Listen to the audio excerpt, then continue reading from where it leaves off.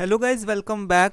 सो guys, इस video के अंदर हम बात करने जा रहे हैं employ relation and labour law के सब्जेक्ट के बारे में। और यूनिट सेकंड में हम डिस्कस करेंगे, यूनिट सेकंड को डिस्कस करेंगे। यूनिट फर्स्ट को ऑलरेडी हम लोगों ने डिस्कस करके रखा हुआ है अपने लास्ट वीडियो लेक्चर के अंदर।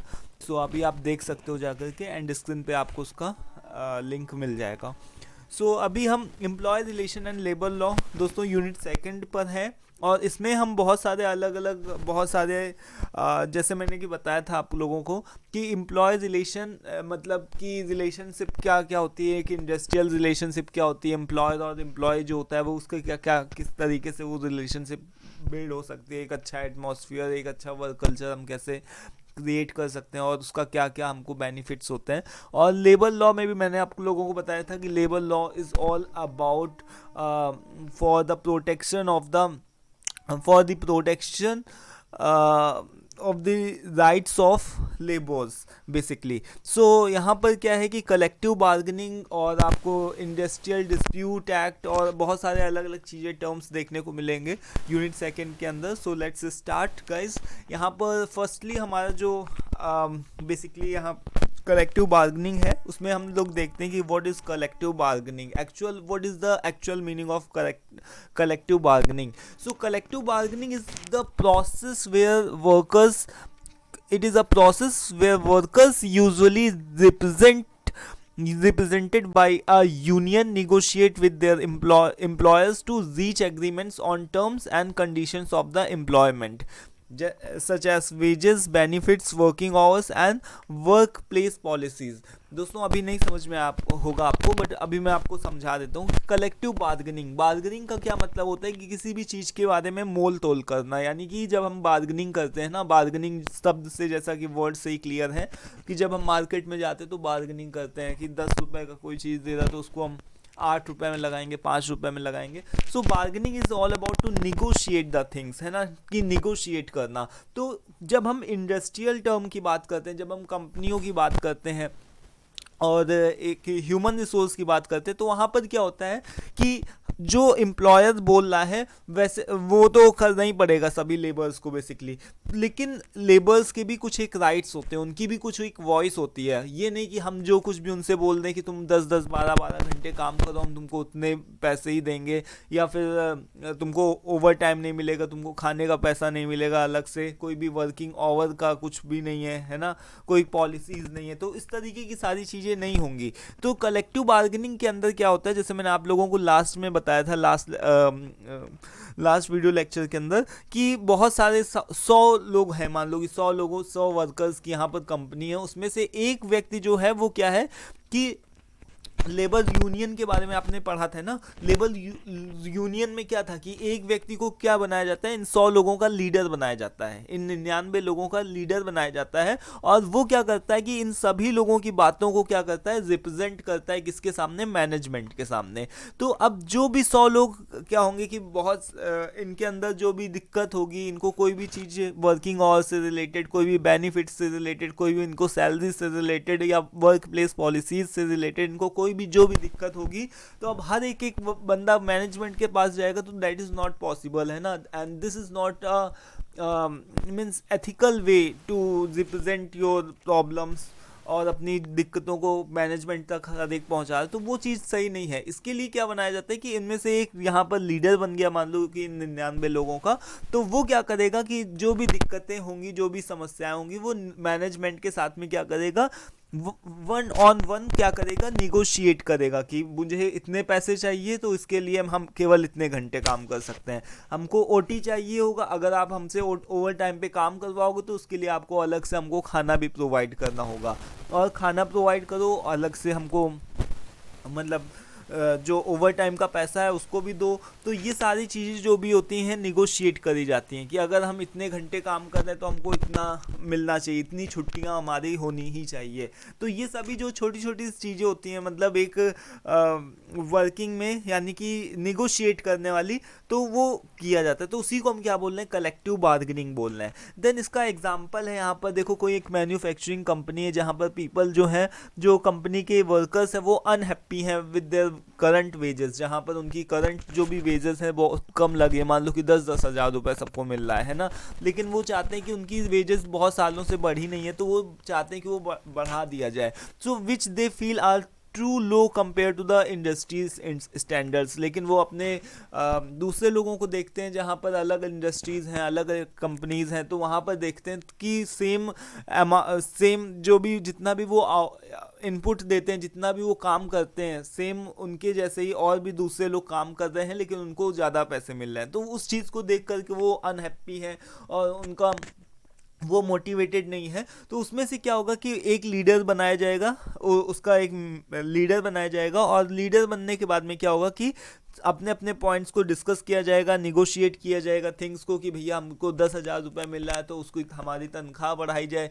लेकिन मैनेजमेंट बोलेगा कि हम ऐसे ही नहीं तुम्हारी बढ़ा देंगे तनख्वाह, तुमको उसके लिए हमको आउटपुट भी देना होगा, कुछ अलग से प्रोडक्टिव काम भी करने होंगे। तो both the parties sign an agreement, जहाँ पर दोनों पार्टीज जो होती हैं वो एग्रीमेंट को साइन करती हैं, और कहीं कुछ बातें जो मैनेजमेंट होती है, मैनेजमेंट की बातों को लेबर को माननी पड़ती है और लेबर्स की बातों को मैनेजमेंट को मानना पड़ता है। तो यानी कि निगोशिएट करना है ना, चीज़ों को बार्गेनिंग करना, मोल तोल करना, कि भाई हम तुमको इतना पैसा दे रहे हैं तो उसके बदले में तुम हमको क्या दे रहे हो। चलो हम तुमको उतना पैसा देने के लिए तैयार हैं, लेकिन हमको भी उसके लिए कुछ प्रोडक्टिव, कुछ अच्छा काम दिखना चाहिए। सो इसके कुछ एक फीचर्स हैं यहाँ पर। The features of the collective bargaining includes, जैसे कि रिप्रेजेंटेशन, जैसे मैंने बताया कि एक यूनियन में एक लीडर होगा, वो रिप्रेजेंट करेगा सभी लोगों की समस्याओं को, दिक्कतों को with the management. Then negotiate किया जाएगा, चीज़ों को क्या किया जाएगा, निगोशिएट किया जाएगा, मतलब कि बार्गेनिंग करी जाएगी, कि म्यूचुअल अंडरस्टैंडिंग होनी चाहिए, लोगों को एक्सेप्ट करनी होगी एग्रीमेंट्स। यानी कि मैंने जैसे बताया कि आप लोगों को मैनेजमेंट की बातों को लेबर्स को मानना होगा, लेबर्स की कुछ बातों को मैनेजमेंट को मानना होगा, और दोनों लोग एक किसी पॉइंट पे आकर के एग्री होंगे। जैसे हम जाते हैं ना दुकान वाले के पास में, कोई 1,000 रुपये की शर्ट दे रहा तो उसको 800 में लेकर के आए, तो जहाँ हम उस शर्ट को खरीदने के लिए तैयार हैं, 800 रुपये हम देने के लिए तैयार हैं, वो हमको 800 रुपये में शर्ट देने के लिए तैयार है। तो उस पॉइंट को ही हम क्या बोल रहे हैं, नेगोशिएट करना, यानी बार्गेनिंग करना। देन वेजेस एंड बेनिफिट्स, इसमें अलग अलग तरीके के पॉइंट्स हो सकते हैं। वर्किंग आवर हो सकता है, वेजेस हो सकता है, बेनिफिट्स हो सकते हैं, दिवाली का गिफ्ट हो सकता है, कोई भी। देन वॉलेंट्री प्रोसेस होता है। वॉलेंट्री प्रोसेस का मतलब क्या होगा कि both the parties freely participating in negotiation, यानी कि यहाँ पर दोनों पार्टी जो होंगी, मैनेजमेंट और लेबर यूनियन, वो क्या करेंगी, मतलब कि अपने पूरी बातों को रखेंगी, ठीक है, वॉलेंट्री तरीके से।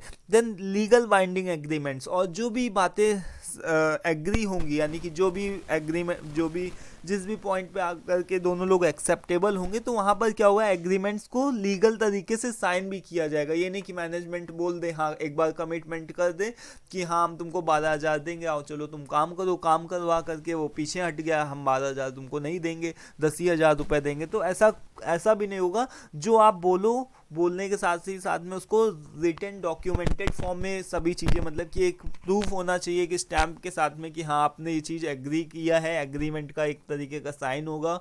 और लीगल बाइंडिंग, मतलब कि उसमें अगर वो चीज़ नहीं पूरी करोगे आप, तो फिर आपके खिलाफ कोई एक्शन भी हो सकता है। सो ये सभी इसके फीचर्स होते हैं कलेक्टिव बार्गेनिंग के। इसका सिग्निफिकेंस क्या है, इसके सिग्निफिकेंस ये होते हैं कि फेयरनेस होती है, इक्विटी होती है, वर्किंग कल्चर को इम्प्रूव किया जा सकता है, improved working conditions, and then conflict के बहुत सारे अलग अलग कॉन्फ्लिक्ट होते हैं, जैसे कि हड़ताल हो गई, या फिर कंपनी में लॉकआउट कर दिया गया, वर्कर्स आ नहीं रहे काम करने के लिए।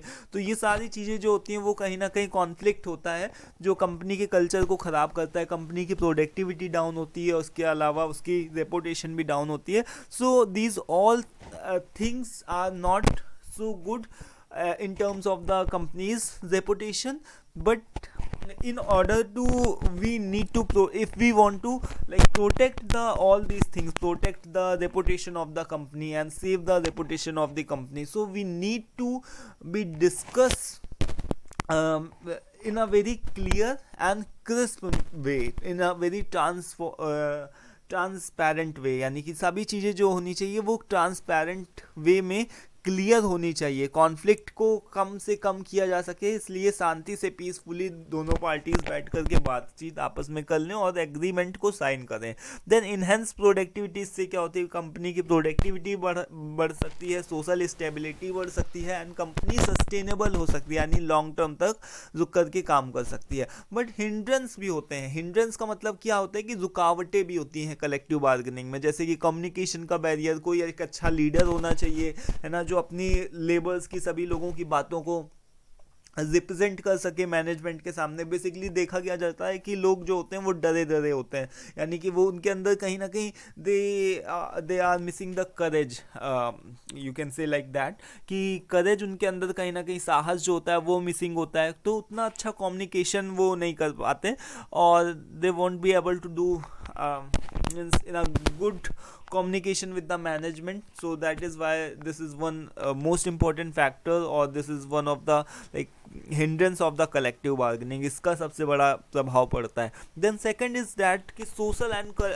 cultural factors. Social and cultural factors means what, कि अगर कलेक्टिव बार्गेनिंग हो रही है तो उससे क्या हो रहा है कि कल्चर के फैक्टर्स भी बहुत ज़्यादा मैटर कर सकते हैं, सोशल के फैक्टर्स मैटर कर सकते हैं, जैसे कि अलग अलग कंपनी के नॉर्म्स हो गए, अलग अलग, जैसे मान लो कि कोई कंपनी है ना, अब उसकी बहुत सारे अलग अलग ब्रांचेज हैं, जैसे देखा जाए तो एक इस देश में, दूसरी उस देश में, तो कोई भी कंपनी इतनी जल्दी से फैसला नहीं ले सकती, क्योंकि अगर उसने कंपनी के रूल्स रेगुलेशंस को एक जगह के लिए चेंज कर दिया तो इंडिया के लिए चेंज कर दिया, तो उसको अमेरिका या फिर यूएसए या फिर जापान, अलग अलग जो भी कंपनीज हैं, तो उसमें भी सब सारी चीज़ें सेम अप्लाई करनी पड़ेगी, तो उतनी जल्दी से सारी चीज़ों को पॉसिबल नहीं होता कि कोई भी आप डिसीजन ले सको। छोटी ऑर्गेनाइजेशन में तो पॉसिबल हो जाता है, बट बड़ी ऑर्गेनाइजेशन में this is not so possible so fast कि कोई भी चीज़ों को चेंज करना।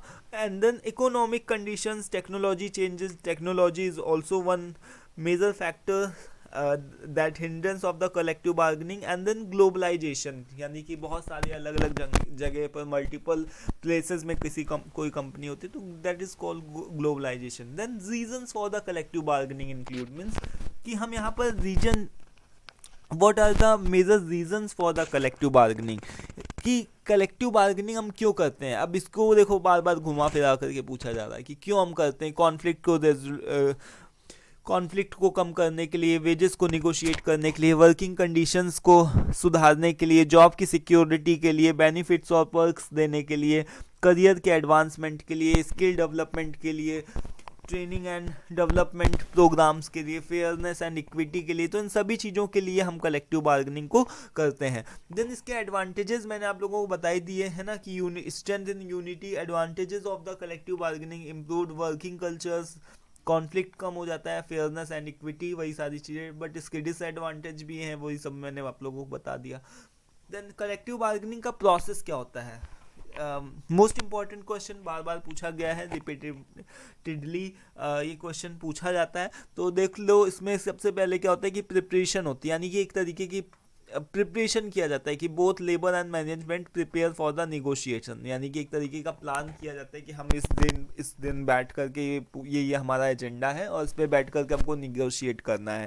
देन इनिशियल प्रपोजल्स, जो कि लेबर यूनियन के कोई भी व्यक्ति जो होता है, नेता होता है, वो दिखाता है आकर के कि ये इनिशियल प्रपोजल है। देन इसके ऊपर निगोशिएट करता है मैनेजमेंट, है ना। मैनेजमेंट देखता है कि is it possible to accept the things, accept the proposal और रिजेक्ट द प्रपोजल, इसके ऊपर और निगोशिएटेड, और इसके ऊपर निगोशिएट किया जा सकता है। देन उसके बाद में एट्रीब्यूशन, आर्बिट्रेशन, इसमें क्या होता है कि अगर कभी भी कोई थर्ड पार्टी की ज़रूरत होती है तो हम उसको बुलाते हैं, क्योंकि ज़रूरी नहीं है कि जो मैनेजमेंट फैसला ले ले वही सब कुछ हो, तो ज़रूरी हो सकता है, क्या मतलब कि हो सकता है कि मान लो कि अब मैनेजमेंट और लेबर यूनियन के बीच में ही अगर मान लो कि कोई चीज़ नहीं बन पा रही है, नहीं वो डिसीज़न ले पा रहे हैं, तो उसके लिए क्या हम करते हैं, थर्ड पार्टी को भी कई बार हायर करना पड़ जाता है जब कोई हम प्रॉपर डिसीज़न पे नहीं पहुंच पाते हैं। तो देन इसके बाद में एग्रीमेंट क्या होता है कि एग्रीमेंट साइन किया जाता है, देन उसको इम्प्लीमेंट किया जाता है, उसके बाद में उसको मॉनिटर किया जाता है, देन जी निगोशिएशन किया जाता है। अगर कोई भी चीज़ों की नेसेसरी पड़ रही है, यानी कि अगर किसी भी चीज़ों की आगे आवश्यकता पड़ रही है तो उसको जी निगोशिएट भी किया जा सकता है। So the Industrial Employment Act of this is also one more a very most important question कि the Industrial Employment Act, ये क्वेश्चन पूछा जाता है कि 1946 एंड 1961 इसके क्या है, तो वो पूछा जाता है। तो सभी जो एक्ट है ना उसके नंबर्स को ध्यान रख लेना, क्योंकि कई बार जो होता है कि एक्ट पूछ लेता है कि आपको ये इंडस्ट्रियल एम्प्लॉयमेंट कौन ना पूछे, डायरेक्ट एक्ट पूछ ले, ऐसा हो चुका है कई बार। तो एक आप लिस्ट बना लो, उसमें अलग अलग सेपरेट कर लो कि ये इस एक्ट के तहत ये है, इस एक्ट के तहत ये है, जो मैं आपको बता रहा हूँ। तो इंडस्ट्रियल एम्प्लॉयमेंट एक्ट के अंदर क्या चीज़ बताई जाती है, उसको हम दोस्तों स्टैंडिंग ऑर्डर एक्ट भी बोल सकते हैं, स्टैंडिंग ऑर्डर के नाम से भी इसको जाना जा सकता है। ठीक है, तो इसको आप सबसे पहला एक जो मोस्ट इंपॉर्टेंट पॉइंट है वो ये चीज़ नोट कर लो कि इंडस्ट्रियल एम्प्लॉयमेंट एक्ट 1946 और 1961 को स्टैंडिंग ऑर्डर एक्ट भी बोल सकते हैं। अब ये 1946 जो क्या है कि वो एक अपडेटेड वर्जन नहीं है, मतलब कि इसको इनिशियली तरीके से इसको इम्प्लीमेंट किया गया था, देन उसके बाद में इसमें काफ़ी सारे अमेंडमेंट्स किए गए, यानी संशोधन किए गए।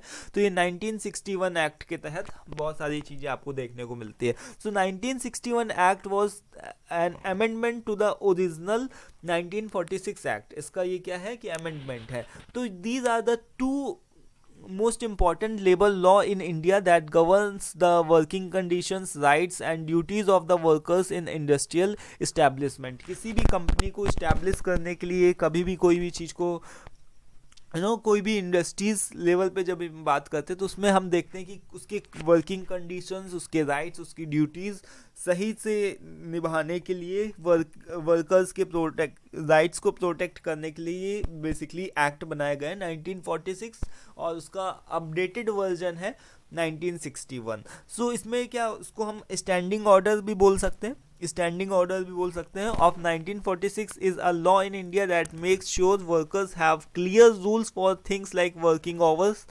किसी भी कंपनी को आप जब ज्वाइन करते हो तो वो आपको सारी चीज़ें पहले ही बता दी जाती है कि इतने इतने घंटे का काम होता है, इतने घंटे आपको करना होगा, इतने इतने आपको हॉलीडेज मिलेंगी।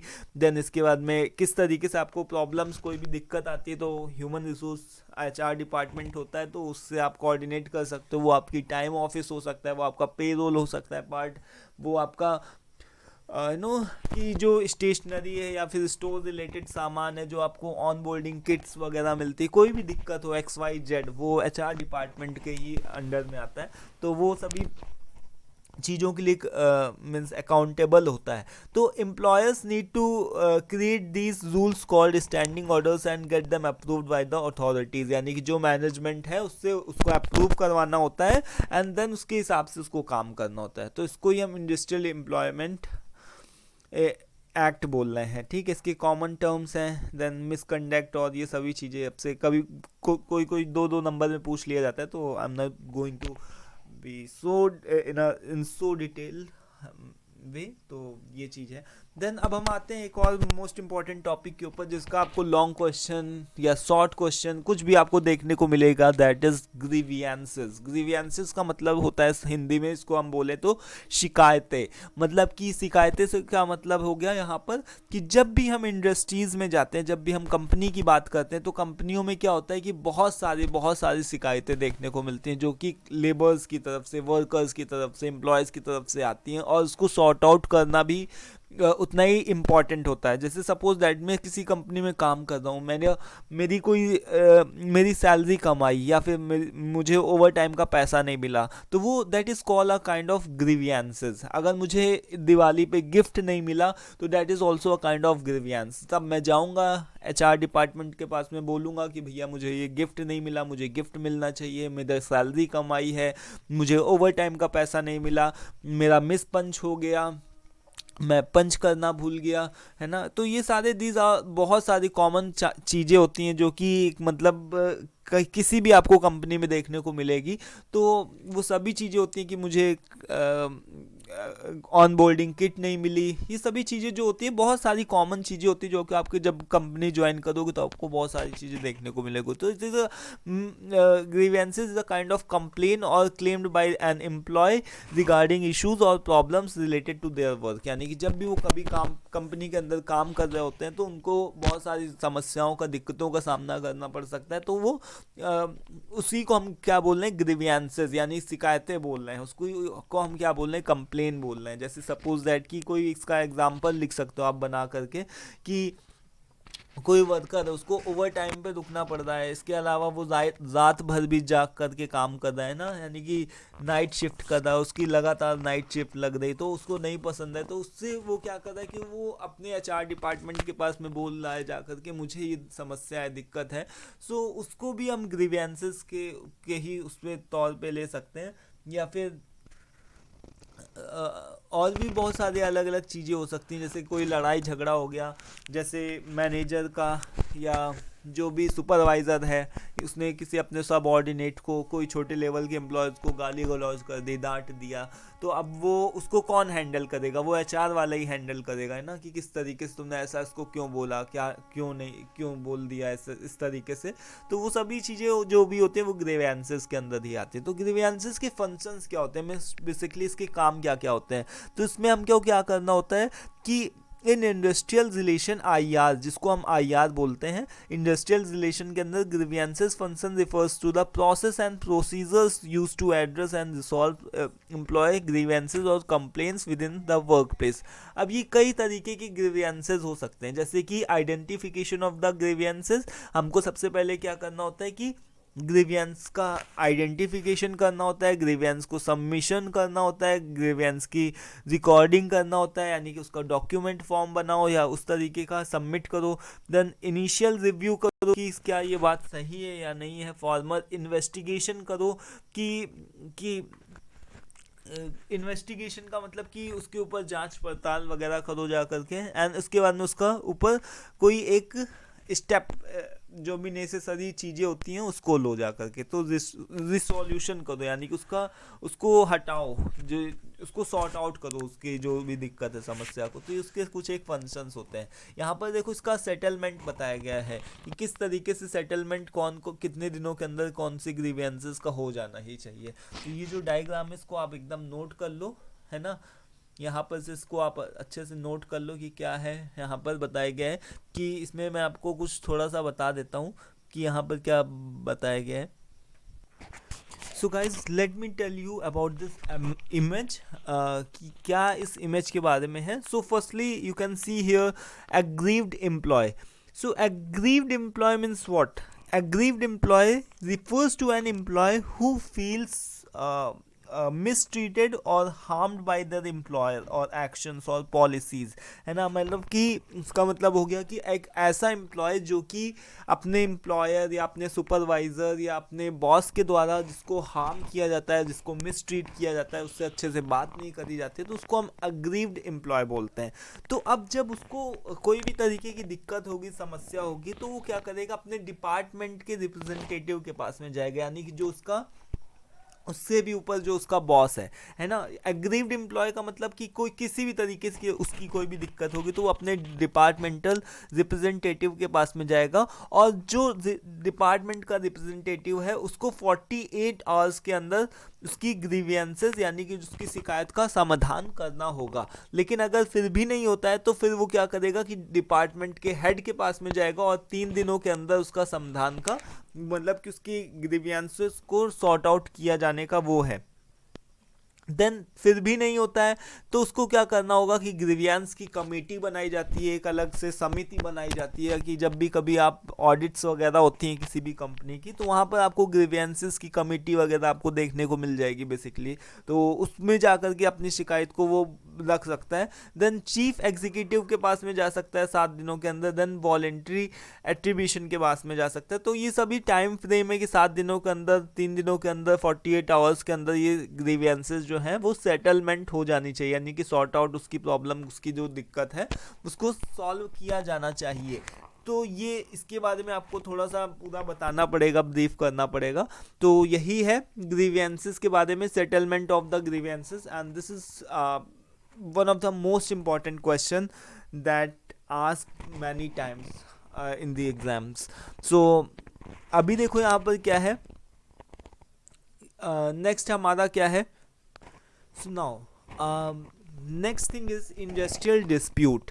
अब देखो दोस्तों, डिस्प्यूट का क्या मतलब होता है? डिस्प्यूट का मतलब simply it refers to a dispute is something which is, so it refers, what it refers, dispute refers to a disagreement or conflict or argument between two or more parties। यानी कि जब भी हमको किसी भी तरीके की लड़ाई झगड़ा, कोई भी कॉन्फ्लिक्ट, कोई भी डिसएग्रीमेंट, कोई भी आर्ग्यूमेंट देखने को मिलता है दो या दो से ज़्यादा पार्टीज़ के बीच में, it could be your manager, it could be departmental, है ना, it could be your no, कि अलग अलग तरीके के दो लोग आपस में जब भिड़ जाते हैं या फिर उनके बीच में बहस हो जाती है, कुछ कहा सुनी हो जाती है, तो उसको इंडस्ट्रियल डिस्प्यूट को रेफर कर रहा है। कि कभी भी कंपनीज के अंदर जब भी वर्कर आपस में लड़ गए, या कंपनी के जो भी बॉस हैं, मीन्स जो सुपरवाइजर्स हैं उसकी और छोटे लेवल के एम्प्लॉय की आपस में कहा सुनी हो गई, तो ये सभी चीज़ें जो भी होती हैं, तो वो वर्किंग कल्चर, कहीं ना कहीं वर्किंग कंडीशंस जो होती हैं वो कंपनी की ख़राब होती है। तो इंडस्ट्रियल डिस्प्यूट को सॉर्ट आउट किया जाना मीन्स बहुत ज़्यादा, it is very so necessary, है ना, बहुत ज़्यादा नेसेसरी, इसको बहुत ही आवश्यक है इसको कि सॉर्ट आउट किया जाए। इंडस्ट्रियल डिस्प्यूट कम से कम होने चाहिए, और मतलब कि ना के बराबर ही होने चाहिए। तो an industrial dispute refers to a disagreement और conflict between employer and employ और बिटवीन एम्प्लॉयज़ एंड एम्प्लॉयज़। यानी कि जो एम्प्लॉयर है या जो एम्प्लॉय है, इसमें क्या केसेस बनते हैं मैं बता देता हूँ। देखो ये 3 केसेस हैं। एक आपको क्या होता है कि आपको देखने को क्या मिलेगा कि एक एम्प्लॉयर होता है जो कि जॉब देने वाला है। एक क्या होगा कि एम्प्लॉय, जिसको आप क्या बोल रहे हो कि वाइट कॉलर एम्प्लॉय है, जो कंपनी में डिसीजन मेकिंग प्रोसेस में हेल्प करता है। और वर्कमैन क्या होगा कि जो कि एक तरीके के स्किल्ड वर्कर्स होते हैं, उनको टेक्निकल चीज़ें पता होती हैं, और जैसे CNC VMC चलाना, ये सभी चीज़ें उनको टेक्निकल छोटे लेवल के एम्प्लॉयज़ जो होते हैं उनको इस तरीके की कैटेगरी में वैसे रखा जाता है, बोल सकते हैं उसको उस तरीके के वर्कमैन, मतलब कि जो छोटे लेवल के वर्कर्स हो गए, है ना, तो उस तरीके के। वहीं एम्प्लॉयज़ क्या हो गया कि एम्प्लॉयज़ में हम उन कैटेगरी को रखते हैं, जैसे वाइट कॉलर्स, जैसे अपना HR डिपार्टमेंट हो गया, है ना। HR जो होता है वो कंपनी का खुद मालिक नहीं होता, लेकिन वो उस सारी चीज़ों की क्या कर सकता है कि डिसीजन मेकिंग प्रोसेस में हेल्प कर सकता है कि हाँ ये चीज़ें होंगी। सो सपोर्टिव फंक्शन हो गया, अकाउंट्स हो गया जैसे, है ना, तो ये सभी लोग क्या होते हैं कि एक तरीके के एम्प्लॉयज़ हो गए। वहीं वर्कमैन क्या हो गया कि जो स्किल्ड होते हैं, टेक्निकल होते हैं और काम करते रहते हैं, मतलब आ करके इतने इतने घंटे उनको काम करना होता है। वहीं एम्प्लॉयर कौन हो गया? जो अपने मैनेजमेंट हो गया। तो ये 3 लेवल्स होते हैं बेसिकली, आपको भी पता होगा। तो इसमें से क्या होता है कि जब भी कभी कोई एम्प्लॉयर है और एम्प्लॉय हो, उसकी बात बहस हो जाती है, या फिर जो एम्प्लॉय है और एम्प्लॉय की बात बहस हो जाती है, या फिर वर्कर्स और एम्प्लॉय की वर्कर्स में हो जाती है, कोई भी दिक्कत, कोई भी कॉन्फ्लिक्ट हो जाता है, तो उसको ही हम क्या बोल रहे हैं? इंडस्ट्रियल डिस्प्यूट बोल रहे हैं, typically arising from issues related to the employment conditions, जैसे wages, benefits, working conditions within an industrial establishment। कोई भी तरीके की जब दिक्कत होती है, जहाँ पर लड़ाई झगड़े की कोई वो हो जाता है, तो उसको ही हम इंडस्ट्रियल डिस्प्यूट बोल रहे हैं। तो इसमें एक एक्ट बनाया गया है 1947 इंडस्ट्रियल डिस्प्यूट एक्ट। तो इसको आप ध्यान रख लो। इस एक्ट के तहत क्या चीज़ बताया गया है कि this act shows peace of legal, मतलब एक तरीके का इंडिया में ये क्या है, लीगलाइजेशन है, जिसका एम होता है ये चीज़ को बताना कि it provides the mechanism for the prevention and resolution of the dispute between the employees and employees in the industrial establishment. यानी कि किसी भी तरीके का इंडस्ट्रियल डिस्प्यूट्स को ख़त्म करना इसका मेन मकसद होता है। तो इन सिंपल टर्म्स सेक्शन 2 के अंदर ये चीज़ बताई गई है कि industrial dispute act 1947 defines a workman की एक डिफिनेशन प्रॉपर बताई गई कि जो एक छोटा लेवल का एम्प्लॉय है उसको क्या हम एक परफेक्ट उसकी डिफिनेशन हो सकती है, as any person employed in an industry to perform manual, skilled or technical or critical or supervisory work excluding those primary managerial और administrative roles। यानी कि एक छोटे लेवल की जो मैंने यहाँ पर बताया ना कि वर्कमैन की क्या डेफिनेशन है, मैंने बताया कि यहाँ पर कि it could be like skilled हो सकता है, टेक्निकल हो सकता है, कोई भी क्रिटिकल काम करने वाला हो सकता है, कोई भी सुपरवाइज़र का काम करने वाला हो सकता है।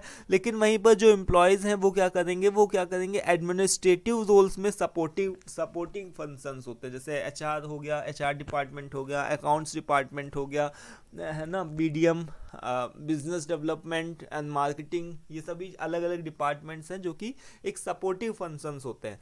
एंड देन एम्प्लॉयर क्या हो गया, आपका मैनेजमेंट हो गया। तो इसका जो इंडस्ट्रियल डिस्प्यूट एक्ट 1947 का ये मकसद होता है कि इंडस्ट्रीज़ के अंदर कम से कम डिस्प्यूट हो और वर्किंग कंडीशंस जो भी हैं, जो एटमॉस्फेयर है वर्क कल्चर का वो अच्छा बना रहे, है ना, कंपनी की रेपुटेशन डाउन नहीं होनी चाहिए। तो इसमें industrial dispute act is a dispute और डिफरेंस, यानी कि इसमें क्या चीज़ का डिफरेंस बताया गया है। इस बेसिकली एक्ट को जब आप डिफाइन करोगे ना अपने एग्जामिनेशन के अंदर, तो इन तीनों की डिफिनेशन भी आपको लिखनी पड़ेगी। जैसे मैंने बताया कि एम्प्लॉयर कौन होता है, एम्प्लॉय कौन होता है एंड वर्कमैन कौन होता है। वर्कमैन को ही हम बेसिकली एक ब्लू कॉलर एम्प्लॉयज़ बोल रहे हैं।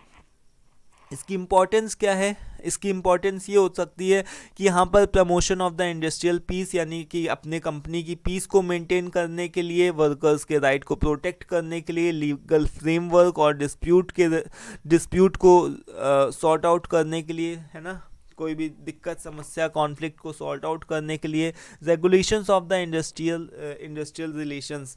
तो इन सभी चीज़ों के लिए हमको इंडस्ट्रियल डिस्प्यूट एक्ट 1947 जो होता है वो हमारी हेल्प करता है। इन तीनों को याद रख लेना, आपका काम हो जाएगा, है ना।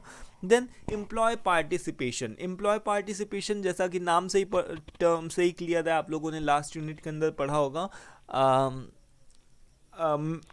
पार्टिसिपेटिव मैनेजमेंट, जिसमें हम क्या करते हैं कि एम्प्लॉयज़ को भी क्या करते हैं कि डिसीजन मेकिंग, जो कंपनीज़ की रूल्स पॉलिसीज़ बनाई जा रही हैं उसमें कंपनी के जो एम्प्लॉयज़ हैं उनको भी हम शामिल कर रहे हैं, उनसे भी उनके इनपुट्स ले रहे हैं कि आप भी डिसीजन मेकिंग प्रोसेस में हमारी हेल्प करो। इससे क्या हो रहा है कि एम्प्लॉयज़ का मोरल हाई हो रहा है और जो एम्प्लॉय है वो जो आपकी कंपनी है उसको अपना कंपनी समझ करके आपके अच्छे के लिए अच्छे से अच्छे, मतलब कि अपना ज़्यादा से ज़्यादा बेस्ट दे सकते हैं। तो employees participation refers to the involvement of the workers, यानी कि अपने वर्कर्स को इन्वॉल्वमेंट बढ़ाने के लिए क्या होता है कि उनसे उनकी राय लेना, उनसे डिसीजन मेकिंग प्रोसेस में उनकी राय लेना कि हाँ इस प्रॉब्लम को हम कैसे सॉर्ट आउट कर सकते हैं, इसमें ये कैसे हम प्रॉब्लम को सॉल्व कर सकते हैं।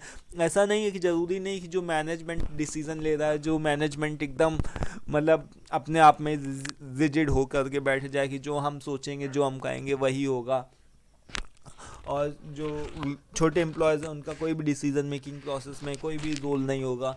तो जो कंपनी के छोटे छोटे वर्कर्स भी होते हैं ना, उनके अंदर भी बहुत सारे, उनका पास में भी दिमाग होता है, उनके भी ब्रेन को यूटिलाइज्ड किया जा सकता है अगर वो अपने इनपुट्स को रखेंगे। तो organisational activities within the work place, it involves giving employees a voice and take in the decision that affects their work and overall functioning. क्योंकि अगर देखो, जैसे हमने अपनी कंपनी के लिए कि 2-4 बंदों को हायर किया, और जो 2-4 बंदे हैं वो क्या है, 2-4 बंदों को नहीं हायर करेंगे, बेसिकली हम 100-200, है ना, इस तरीके से ज़्यादा एम्प्लॉयज़ होते हैं किसी भी कंपनी में।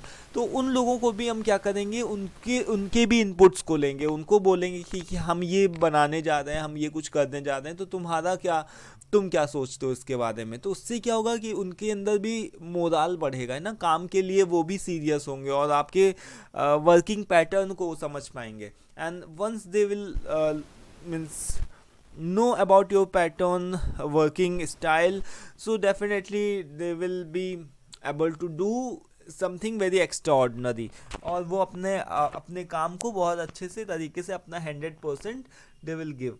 सो collaboration, engagement, empowerment among the employees, ये सभी के लिए यहाँ पर एम्प्लॉयज़ का पार्टिसिपेशन होना ज़रूरी है। यहाँ पर शॉर्ट एग्जांपल के थ्रू भी बताया गया कि एक मैन्युफैक्चरिंग कंपनी है, उसमें क्या हो रहा है कि लोगों के सजेशंस मांगे जा रहे हैं, किसी भी तरीके के प्रोग्राम्स को एक तरीके का बना दिया गया जिसमें आइडिया शेयरिंग प्लेटफॉर्म्स हैं कि कोई भी दिक्कत है तो उसके लिए या सजेशंस के लिए, तो उनके सजेशंस जो भी हैं काफ़ी ज़्यादा मोस्ट वेलकम है। जैसे आप देखो तो अमेज़ॉन हो गया या कोई भी किसी भी कंपनी के अंदर जा कर के देखो, तो उसमें क्या होता है कि लोगों के सजेशंस जो होते हैं उनके ऊपर बहुत ज़्यादा काम किया जाता है। जैसे कि अगर कोई भी एम्प्लॉय है तो उसको कोई सजेशन देना है, सजेशन बॉक्स आप लोगों ने देखे होंगे, तो उसको सजेशन देना है तो वो सजेशंस अपने दे सकता है, और अगर उसके सजेशंस अच्छे होंगे तो मैनेजमेंट उसको इम्प्लीमेंट भी करेगा।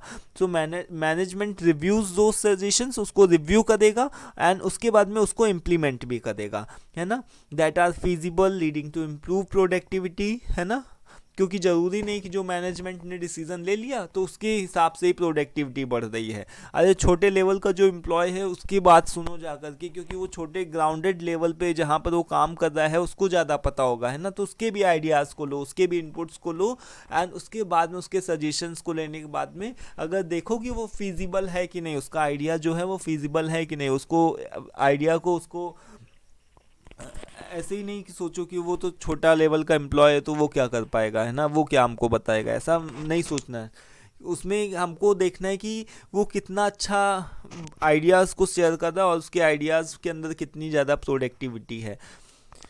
सो ये एक छोटा सा एग्जांपल आप लिख सकते हो, इसके बहुत सारे बेनिफिट्स हो सकते हैं, ऑब्जेक्टिव्स हो सकते हैं कि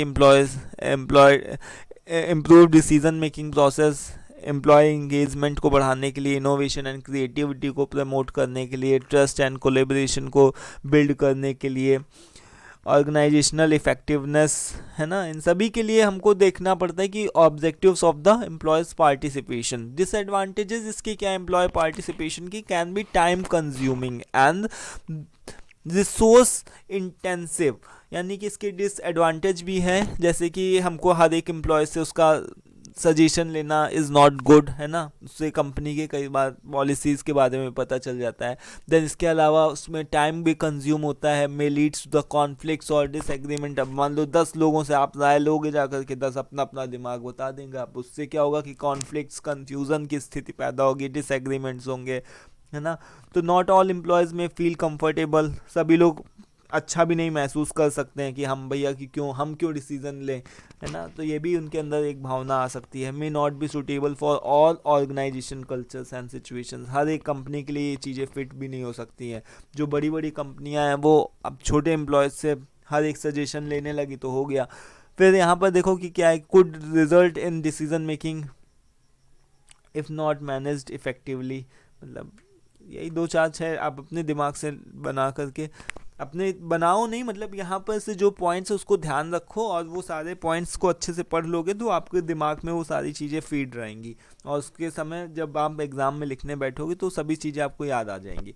सो methods of employees participation include, जिस सजेशंस प्रोग्राम होनी चाहिए, टीम स्प्लिट होनी चाहिए, टीम में मीटिंग्स होनी चाहिए, एम्प्लॉयज़ का सर्वे होना चाहिए, फीडबैक फॉर्म्स होने चाहिए, क्वालिटी सर्कल के बारे में आप लोगों ने पढ़ा ही होगा, ओपन डोर पॉलिसी होनी चाहिए कि ओपन डोर पॉलिसी के अंदर a policy where employees can approach managers और high ups with suggestion, concern और feedback at any time. Open door policy का मतलब कि ये नहीं कि मैनेजमेंट के पास में कोई छोटा एम्प्लॉय नहीं जा सकता, छोटा लेवल का एम्प्लॉय भी जो है वो मैनेजमेंट के पास में पहुंच जा सकता है, एक्सेसिबल होना चाहिए। अगर उसको कोई भी दिक्कत है, समस्या है, उस रिगार्डिंग ना जाए, लेकिन अगर उसके पास में कोई अच्छा सजेशन है, आइडिया है, तो उस रिगार्डिंग वो जा सकता है। एम्प्लॉय रिप्रेजेंटेटिव्स, ये सभी लोग कर सकते हैं। देन एम्प्लॉय एम्पावरमेंट का मतलब ये हो गया कि जब भी हम अपने एम्प्लॉयज़ को एम्पावर करते हैं, उनको अथॉरिटी देते हैं, उनको मतलब कि डिसीजन मेकिंग प्रोसेस में भी उनकी हेल्प, उनके इनपुट्स को लेते हैं और उसके साथ ही साथ में उनको हम पावर भी देते हैं। एम्पावरमेंट का मतलब कि पावर देना, जैसे एचआर डिपार्टमेंट के पास में क्या होती है, एक पावर होती है, अथॉरिटी होती है कि वो डिसीजंस ले सकती है कंपनी के बजट जो भी कोई कंपनी है तो उसको मतलब बनाना है अपना एनुअल पार्टी सेलिब्रेट करनी है, तो अब वो कंपनी के जो एचआरस हैं वो क्या करेंगे कि अपनी मीटिंग को बैठा लेंगे, देखेंगे कितना बजट है, कितना इफेक्टिव तरीके से उस पार्टी को किया जा सकता है। तो एम्पावर करा जाता है, जहाँ पर एम्प्लॉयज़ को क्या किया जाता है, एम्पावर किया जाता है। It involves trusting employees with responsibilities, providing them with resources and information and encouraging them to take initiatives and ownership of their work. कि यानी कि वो खुद से अपने काम को, जो जहाँ पर वो काम कर रहे हैं उससे अलग हट करके भी अपने डिसीजंस को लें और अपने आप में एम्पावर हों, है ना। तो उसको ही हम बोल रहे हैं एम्प्लॉय एम्पावरमेंट, जहाँ पर केवल एक एम्प्लॉय जो है उसको एक एम्प्लॉय के तरीके से नहीं ट्रीट किया जाता, उसको भी एक तरीके से ऐसा फील कराना कि no, you are the owner of your department, you are the owner of, not the owner of this particular company, but हाँ, you are the owner of that particular department, जहाँ पर आपको चीज़ों को देखना है, इस्टेब्लिश करना है, डिसीजंस को लेना है और उसको इम्प्लीमेंट करना है, तो और इफ़ेक्टिव वे में करना है। ठीक है, मैनेजमेंट उसकी हेल्प कर सकता है, बट इतना वो सबको खुद ही करना पड़ेगा। तो यहाँ पर इसके कुछ एक इम्पॉर्टेंस भी है, जैसे कि इससे क्या हो रहा है कि एम्प्लॉय का मोरल जो हो रहा है, मोटिवेशन जो हो रहा है, वो क्या हो रहा है, बूस्ट हो रहा है।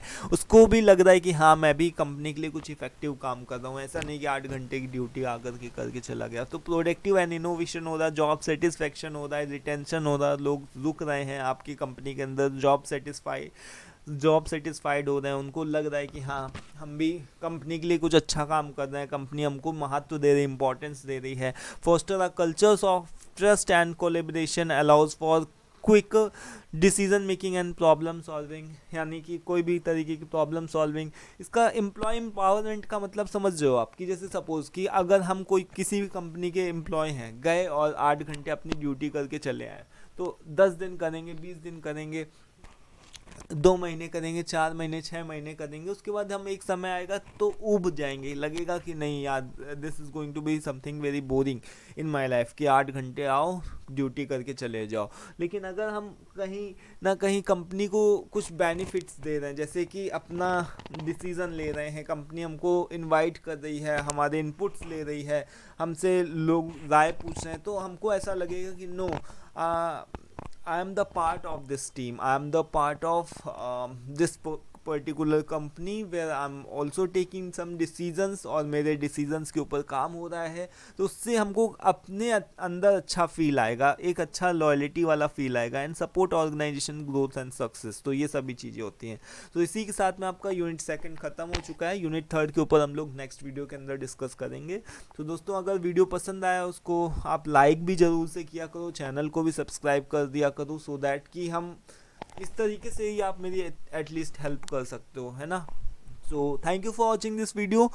मिलते हैं नेक्स्ट वीडियो में, और अगर वीडियो अच्छी लगी हो तो उसको प्लीज़ बता दिया करो कि कैसी लग रही है, कमेंट बॉक्स में कमेंट करके अपने दोस्तों के साथ भी प्लीज़ शेयर कर दिया करो। मैं हर वीडियो में नहीं बोलता, बट हाँ, कभी कदार देख करके अपने चैनल की ग्रोथ लगता है कि यार ये तो बहुत पीछे चल रहा हूँ। ठीक है, so that was all about the unit 2 in employee relation and labour law. So unit 3 के ऊपर हम लोग नेक्स्ट वीडियो में डिस्कस करेंगे। Till then take care, thank you and bye bye.